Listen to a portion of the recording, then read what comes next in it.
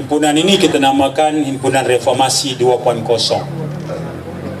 Idenya tercetus apabila 7 Mac kemarin Mahkamah Rayuan mengubah keputusan tidak bersalah Datuk Seri Anwar kepada bersalah, langsung memenjarakan Datuk Seri Anwar untuk tempoh 5 tahun. Hari ini tanggal 10 hari bulan, bermakna sudah 1 bulan keputusan Mahkamah Rayuan dibuat. Peluang Datuk Seri Anwar tinggal satu sahaja, iaitu mengemukakan rayuan kepada Mahkamah Persekutuan yang tarikhnya akan ditentukan. Proses itu akan dibuat apabila Datuk Seri Anwar menerima penghakiman yang ditulis oleh 3 orang hakim Mahkamah Rayuan pada 7 Mac kemarin. Mereka kena tulis. Pada 7 Mac itu mereka menjatuhkan hukuman bersalah. Mereka mesti tulis apa alasan-alasannya. Kemudian barulah Peguam Datuk Seri Anwar akan semak dan mengemukakan rayuan kepada Mahkamah Rayuan. Pagi tadi saya bersama Datuk Seri Anwar, petang semalam. Datuk Seri bagi tahu saya, Karpal dah pun memaklumkan bahawa written judgment atau penulisan penghakiman Mahkamah Rayuan itu dah siap dah, punya cepat, dalam masa sebulan dah siap dah. Itu bermakna Mahkamah Persekutuan mungkin akan menentukan tarikh pendengaran rayuan Datuk Seri dalam tempoh yang paling dekat. Boleh jadi sebulan lagi, boleh jadi 2 bulan lagi. Kalau keputusan rayuannya itu tewas, itu bermakna Datuk Seri akan kembali menjadi penghuni penjara Sungai Buloh. Penjara yang dulunya dia dikurung selama 7 tahun, solitary confinement, dikurung seorang diri. Nak sampai ke bilik kurungannya itu melalui 13 pintu besi. Buka satu, masuk, buka satu lagi, masuk, 13 ruang. Barulah dia di hujung bilik kurungan seorang. Begitulah bahayanya Datuk Seri Anwar. Kok satu ruang saja pun dah tak boleh lari dah Datuk Seri Anwar ni. Tak masuk akal langsung cara UMNO memerintah ni. Cerita tak masuk akal tu satu bab dah, yang tadi disebut oleh saudara Fizi. Tak mudah nak bersyarah lepas Rafizi ni. Tengok cara dia bersyarah. Maklum, di sekolah dulu pembahas terbaik bahasa Melayu, pembahas terbaik bahasa Inggeris. Dia budak Kolej Melayu Kuala Kangsar lah katakan.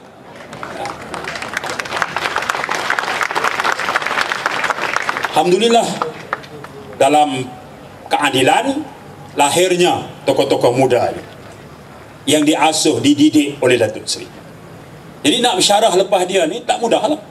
Tambah saya bukan kolej apa pun, ngaji ikut kampung itu ya.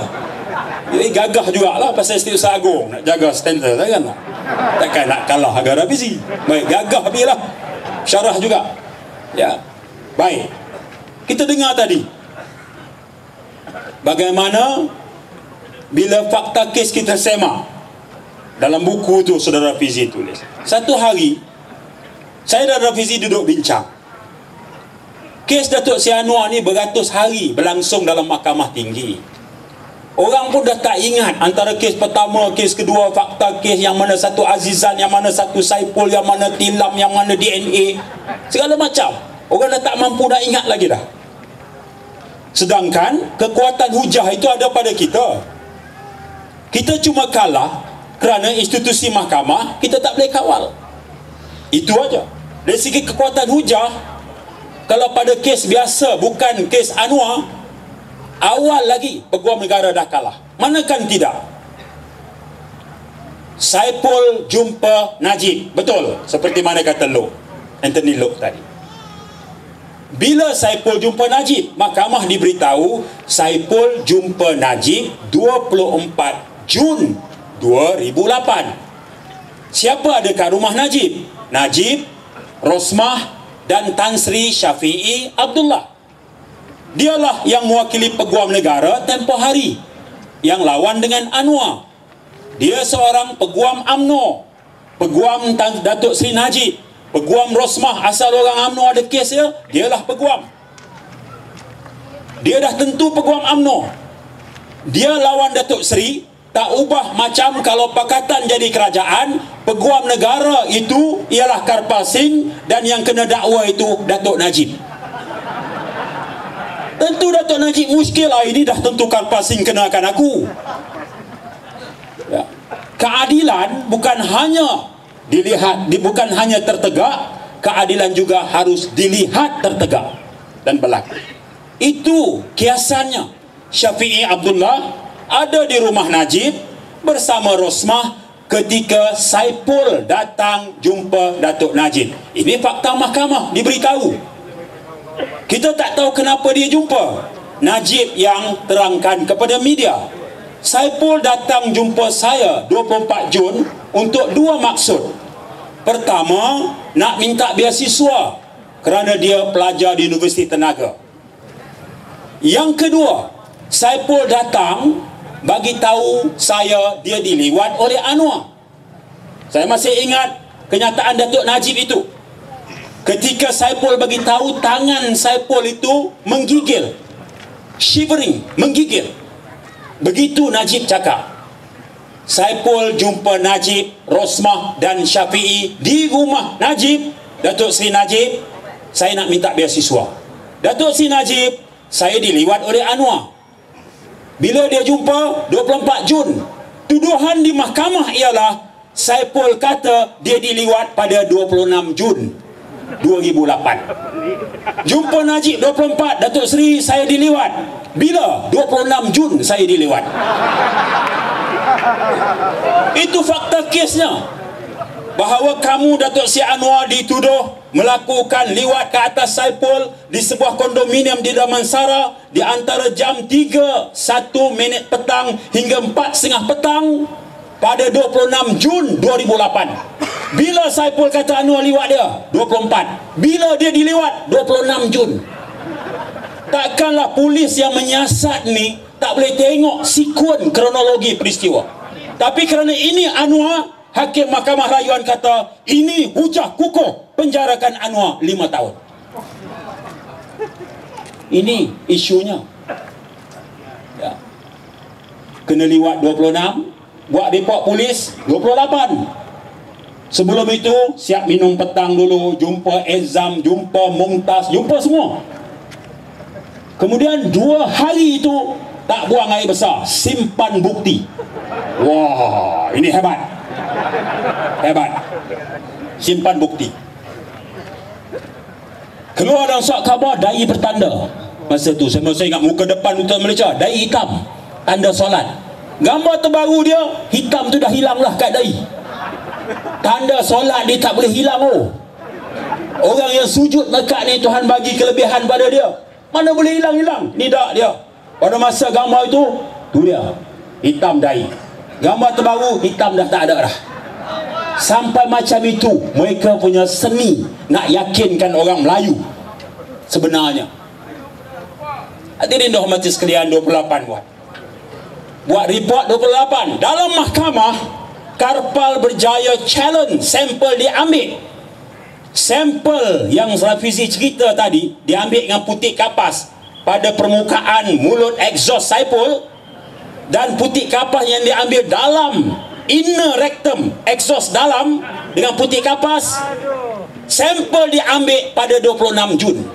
Report polis bila? 28 Jun. Belum report polis, sampel dah diambil. Tabik polis di Raja Malaysia, kamu memang paling cekap di dunia. Paling cekap. Bila kes ini Karpal bongkar, hakim kata no, Anwar 5 tahun penjara. Sampai macam itu kita boleh nampak. Belum report polis, polis dah ambil sampel. Wah. Bila ditegang lagi dalam mahkamah, 28 Jun buat report polis. 15 minit lepas report polis, ketua penyiasat Judy Pereira segera datang ke hospital. Dalam masa 15 minit report dibuat, polis segera sampai. Ini memang paling cekap sekali lah, dah kata polis.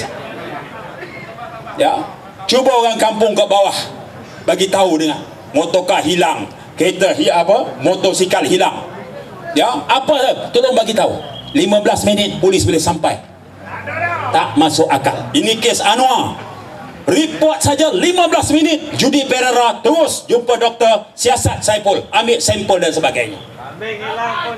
Oh, luar biasa sebenarnya. Kerana ianya Anwar, polis, peguam negara, institusi hakim, semua sekali. Apa yang dosa Anwar ni? Dosanya ialah lepas dimasuk dalam penjara tahun 99 dulu, keluar penjara, buat keadilan, pakat dengan PAS dan DAP, UMNO pilihan raya 2008, hilang majoriti 2/3. Ini saja dosa Anwar sebenarnya. Itu saja. Itu saja. Kalau lepas bebas kemarin 2004 Anwar bebas, Anwar cuma duduk di rumah saja. Anwar cuma duduk di rumah saja. Nescaya tak ada lagi episod kedua liwat ini. Episod pertama dulu sebab Anwar bergaduh dengan Mahathir.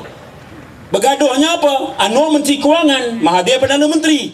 Tahun 96-97 ekonomi negara merudum. Kita tak ada kesan apa sangat, tak ada pinjam bank apa pun kita. Habis kuat pun anak-anak kita belajar universiti tak dapat kerja sebab ekonomi jatuh. Tapi sahabat handai Mahathir, keluarga Mahathir yang banyak terlibat dengan perniagaan, ambil hutang bank. Bila ekonomi jatuh, tak mampu bayar hutang bank. Antara yang tak mampu bayar hutang bank, anak kesayangan Mahathir, Mirzan Mahathir. Dia pengurusi konsortium perkapalan Malaysia. Dia ada banyak kapal. Antara projeknya angkut arang batu dari Australia, dari Indonesia dan dari Afrika Selatan, bawa ke Malaysia untuk jual kepada tenaga nasional berhad bagi menjana tenaga elektrik. Itu projek Mirzan Mahathir. Bila ekonomi jatuh, pendapatannya merudum, dia tak mampu bayar hutang. Maka dia pun jumpa dengan bapa dia, tolong selamatkan anak anda. Itu saja. Mahathir kata jangan gundah gulana.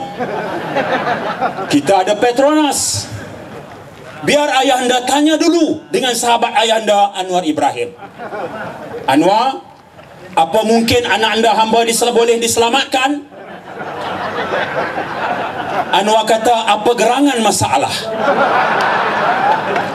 Anak anda hamba sedagar kapal, angkut arang batu dari negara luar. Tapi sekarang ekonominya malap. Anak anda beta, anak anda, saya tak mampu untuk bayar hutang. Jadi hajat Datuk Seri, sudikah Datuk Seri Anwar gunakan wang Petronas? Anwar kata, Datuk Seri Mahathir, saya Menteri Kewangan, amanah jaga perbendaraan. Saya rela jaga penjajah kecil, orang kampung, anak-anak masih universiti, projek perumahan rakyat termiskin, tambahkan dana perniagaan rakyat. Saya lebih rela utamakan ini daripada selamatkan anak Datuk Seri yang tamak berbelanja besar di luar keupayaan membayar balik. Itu dosa Anwar. Kalau begitulah jawapan kamu, wahai Anwar, kamu telah berani mencabar kekuasaan saya. Saya minta kamu letak jawatan atau saya akan charge kamu. Dan Anwar kata, Datuk Seri salah orang. Saya akan lawan, tetap lawan. Itu jawapan Anwar. Kemudian keluar bilik. Tak lama lepas itu, petang, kenderaan Volvo Bukit Aman, putih warnanya, datang ke kediaman rasmi Anwar di Wisma Sokfin. Letaknya di bawah rumah Mahathir Seri Perdana. Pasukan polis bawa surat pemecatan Anwar sebagai timbalan Perdana Menteri. Maka itu permulaannya. Kalau begitu, apa yang nak di-charge Anwar ini? 17 tahun dalam kerajaan, 8 tahun Menteri Kewangan.